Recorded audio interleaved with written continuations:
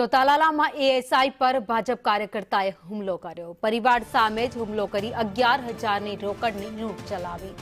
ASI અધિકારીને ખુરશીથી માર મારી લૂંટ ચલાવવામાં આવી। ઇજાગ્રસ્ત એએસઆઈને તાત્કાલિક હોસ્પિટલ ખસેડાયો છે। સરકારી જમીન પર અતિક્રમણ મુદ્દે આ હુમલાનો આક્ષેપ કરવામાં આવ્યો।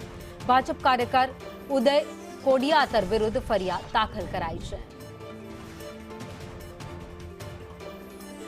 તો પરિવાર સામે જ હિંસક હુમલો કરવામાં આવ્યો અને ત્યારબાદ એએસઆઈ પાસેથી 11,000ની રોકડની લૂંટ કરી ભાજપનો નેતા કાર્યકર ત્યાંથી ભાગી ગયો હતો।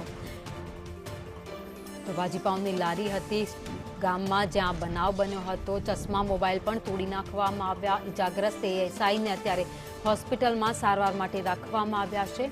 હુમલો કરી આરોપી ફરાર થઈ ગયો છે। જોકે ઘટનાની ફરિયાદ નોંધાતાની સાથે જ હવે આરોપીને શોધવા માટે પોલીસે તપાસ હાથ ધરી છે।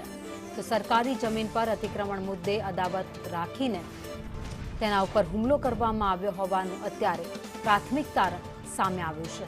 તાલાલા પોલીસે ભાજપના કાર્યકર્તા ઉદય કોડિયાતર વિરુદ્ધ ગુનો નોંધી આગળની તપાસ હાથ ધરી છે।